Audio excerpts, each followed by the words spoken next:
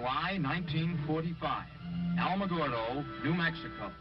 Watch the first atomic detonation in history. Operation Trinity. The long series of nuclear tests is underway. July 1946, Operation Crossroads. Bikini Atoll in the mid-Pacific. The war over, scientists and military personnel busy themselves setting up a target of ships for the first peacetime test of the atomic bomb. High-ranking military personnel and civilian observers watch the able shot. 19 kilotons burst 516 feet above the surface of the lagoon. Damage to the target array is assessed and preparations are underway for the Baker shot. The bomb, similar in type to the Able test, is located in an airtight caisson beneath the surface of this tropical lagoon. With all preparations made, Baker shot occurs on schedule.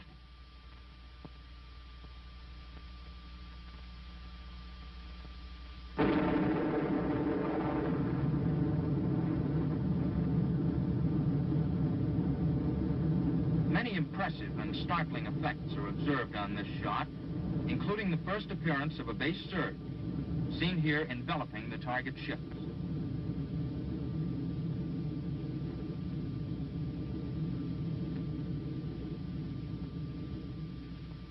April 1948, Eniwetok Atoll in the Pacific. Our third nuclear test program gets underway. Operation Sandstone. 3 weapons, fired on 200-foot towers, with batteries of scientific instruments to record results. As at Bikini, drone planes are used here. Giant planes, heavily instrumented but without crew, take off to fly through the heart of each atomic cloud, to collect samples of that cloud for detailed radiochemical analysis.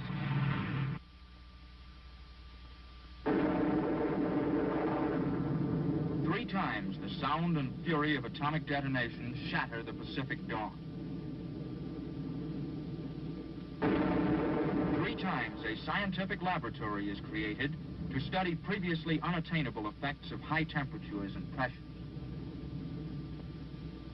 But what did we learn from these detonations? What were we trying to prove? Why did we expend this almost priceless nuclear material and these thousands of man-hours of labor? Let the men of Los Alamos give us the answers. We returned to the Hill from the sandstone tests with new and important information. Information that would enable us to make a sizable contribution to the generally rising curve of man's knowledge of atomic weapons. Information that would help us tackle basic problems involved in high explosive systems, pit designs, core arrangements, initiators. Information that would enable us to increase the small percentage of active material that actually burns during fission. The more efficient use of fissionable material has been and continues to be one of our main objectives. For it is the fissile material itself, whether uranium-235 or plutonium, that is the expensive, the elaborately complicated material to produce. The nuclear material is the heart of all our attempts to make bombs economically feasible. At Trinity in 1945, we proved a self-sustaining reaction could become an explosive force, and that the implosion principle was sound. We had a starting point. The drops on Japan were strictly a war measure. At Hiroshima, we tried the gun principle and also used uranium for the first time. The Nagasaki weapon was an implosion type using plutonium. Little or no controlled experimentation was possible. Thus, little data was obtained which furthered the progress of weapon design. As a result of the Japan detonations, the effects from an atomic explosion became of prime concern to the armed forces. Thus, Crossroads using an implosion system. At Crossroads, since we were mainly interested in testing naval materiel, little data was obtained from the Able and Baker shots on weapon development. However, significant effects knowledge was obtained. Stateside laboratory research, in the meantime, developed new weapons for the sandstone tests. At Sandstone, we were once again able to tackle the big problem, more efficient use of fissile material. Here, we were able to utilize uranium-235 in an implosion-type weapon. As time went on, we had increased our knowledge of weapon design and had, therefore, increased yield per kilogram of active material. This is where we stood by the end of Sandstone. It is equally obvious that testing at a proving ground is to be a permanent feature of our work. So a proof test division, known as J Division, is organized. Dr. Alvin C. Graves is selected to head this division, a unit with the specific job of testing weapons.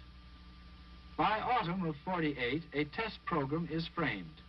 This calls for experimentation of new weapon designs with the objective of again moving our knowledge curve upward to a more effective level. Once more, we propose to better yield per kilogram invested. Greenhouse may take us a long way in the direction of smaller weapons. For the first time, deliverability in terms of size and weight is expected to make its mark in improved weapon design. Greenhouse will also give us direction as to what road to follow in the development of a thermonuclear weapon. These are the main objectives in the weapon development field. And so Operation Greenhouse gets underway, with Eniwetok designated as headquarters island for the Pacific Proving Ground. Engebi, Runnet, and Eberiru are the shot islands. During late 1950 and early 1951, work progresses in the islands. Towers are built. Recording stations are constructed. Coaxial cables for the shot towers are laid.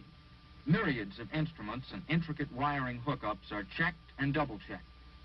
Finally, everything is ready for the biggest job in nuclear testing, the job of obtaining exact information about the detonation itself. The builders are through, and the scientists take over the story.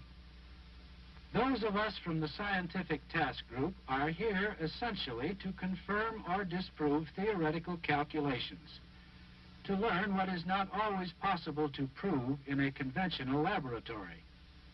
To learn more about the atom bomb, we divide our testing into two major areas: diagnostic testing and effects testing.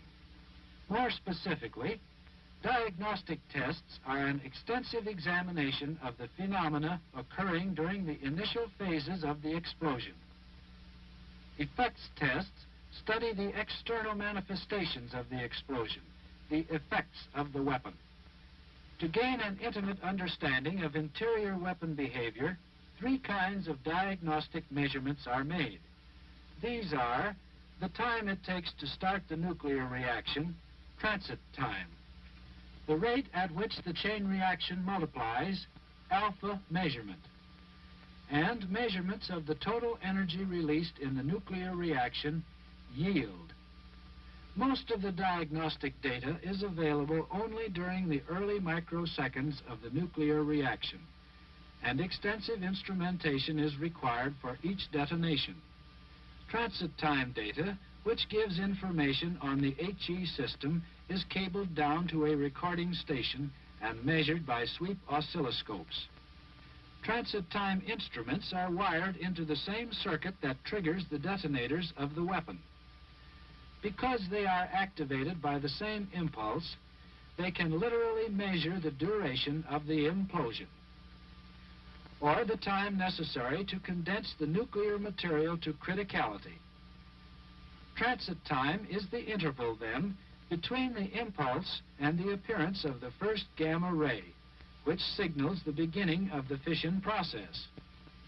The oscilloscopes are extensively photographed during their microseconds of operation, since transit time is an important index of implosion efficiency and offers a good check of weapon design. The second phase of diagnostic experimentation, giving information on the internal workings of the core, is the alpha measurement. One way to obtain this data is to locate an ionization chamber adjacent to the weapon itself. Other ionization chambers, located at ground level, detect later stages of the alpha phenomena. Measurements of alpha give valuable information on the multiplying qualities of the fissionable assembly. The multiplication rate is vital.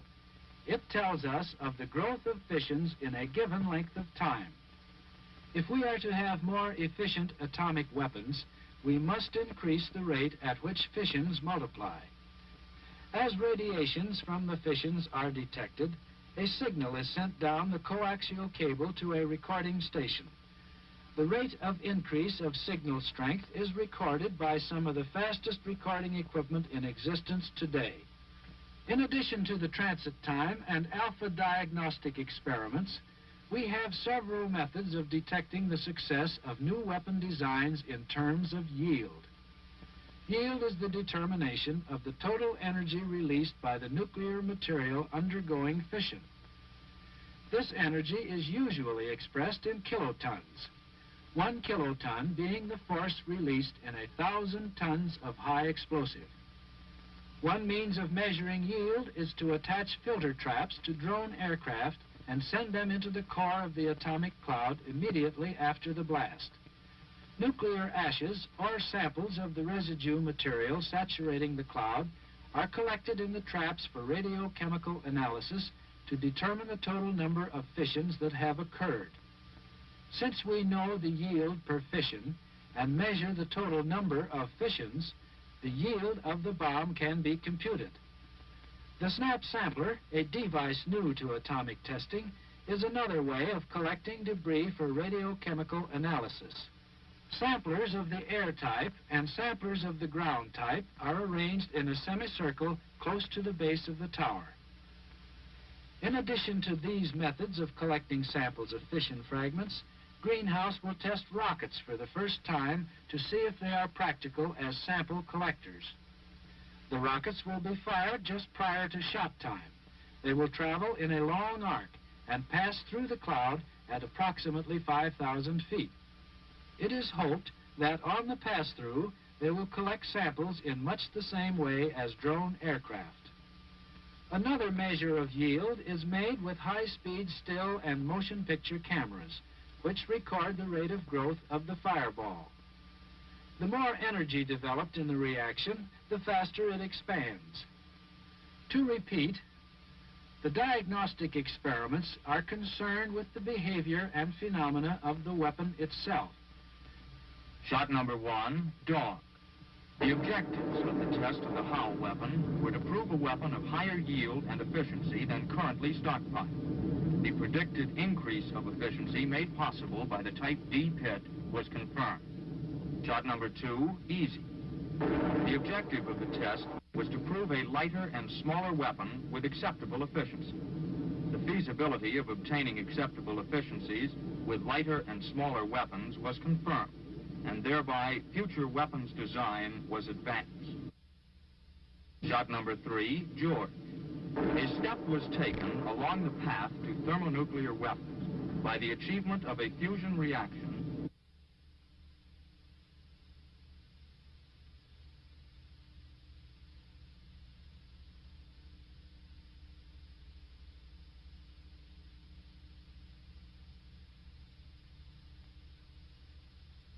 Shot number 4, item. A successful booster reaction proved the feasibility of increasing fission yield by a limited fusion reaction and gave more impetus to the development of booster weapons. Fission weapons proof test. Physics experiments run on thermonuclear reactions. Military and civil defense knowledge immeasurably increased. This was the accomplishment at Runnet, at Engebi, at Eberiru, in the spring of 1951. Once more, the Pacific Proving Ground has proved its value, but the job is far from complete. Each test series leads inevitably to new developments requiring still more tests, more frequent than are practical at distant Eniwetok, where logistic problems make it difficult to run more than one test a year. We need a site much closer to home, a site in the continental United States. But where? For a long time, as a matter of fact, ever since Trinity, men from Los Alamos had been eyeing the great barren stretches of the Southwest. This region, for the most part, fits the bill. A range remote from civilization, isolated, forgotten as the names of the men who once made their fortunes here. In the pre-dawn hours of January 1951, this long deserted countryside came once more into international focus with Operation Ranger. The test of 5 atomic bombs. 5 successful airdrops that saved the weapons research program months of time, considerable money, and helped Los Alamos prove the radical new idea of small atomic bombs. Soon after Ranger, another use of the Nevada test site was apparent. This was a chance for the military to get more information in a shorter space of time on the effects of atomic weapons. Vital facts. For what good are atomic weapons without full knowledge of what they can really do and how we can be protected against their effects? Thus, Operation Buster was born. In the fall of 1951, the combined operation Buster Jangle was held at the Nevada Proving Ground.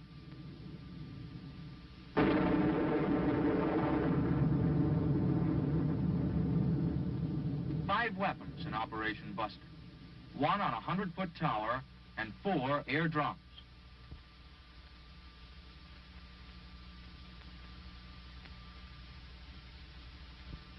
A tent city, Camp Desert Rock, was activated and occupied by observers from all the services, arriving here from all corners of the earth to participate in an atomic maneuver. Here they receive extensive indoctrination by experts from the Armed Forces Special Weapons Project in the expected phenomena of the detonation, and by Camp Desert Rock personnel on the assumed tactical maneuver. Early on shot morning, they load into trucks and buses for the long trip to the target area. In the target area, last-minute orientation talks are given, and the observers prepare themselves to watch an atomic detonation from the closest point that personnel have ever been during nuclear tests. Following the detonation, the troops move forward to the ground zero area to inspect the effects of the bomb. Since the Ranger shots were experimental devices only, this was the first stockpile weapon to be detonated within the continental limits. Operation Jangle, immediately following Buster, was our first test of surface and underground atomic detonations designed to study military effects of these types of bursts. Jangle number 1, the surface shot, heavily instrumented to study energy coupling in the Earth itself. This low-lying cloud is hot with radioactivity trapped in Earth particles thrown out by the force of the explosion. In a little while, ground monitors mark off the outer limits of personnel re-entry into the blast site. In the fringes and interior of the crater itself, the spot that once was ground zero, there are soil specimens of great value if they can be collected before their short-lived radioactivity dies. Remote-controlled Army weasels, drone weasels, are warming up for this collecting job. A compact television camera mounted on the front of each weasel will inspect the terrain as they go and relay the picture back to their guiding control station. Scoops on the front of one drone will gouge out and bring back surface samples of the crater dirt. A drill rig mounted on the back of the other weasel will bore down and secure cores, which will tell the story of subsurface radioactivity. Now the push is on for Jangle 2, the underground detonation. Like the surface shot, this will be a 1-kiloton gadget, but this time it will be detonated 17 feet beneath the surface of the Nevada soil. Very extensive military effects tests will be run with this detonation. Dummy buildings with superimposed loads to represent upper floors, and underground structures, such as fuel storage tanks, water systems under hydrostatic pressure, gas mains, and electrical mains have been constructed to gain realistic data on ground shock and cratering action. Inside the control point, members of the military effects test group supervise the detonation. 5, 4, 3, 2, 1, 0.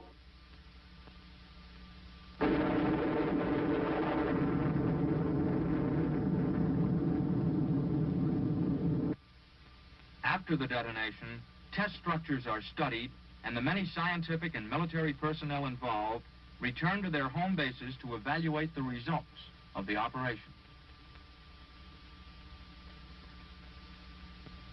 After the 7 shots of Buster Jangle are complete, the test area lies dormant, waiting, ever ready for future tests. Our proving grounds, Enowetok and Nevada, stand ready to aid the scientists and the military in their job of preparedness, of developing weapons and doctrine for any possible future atomic war.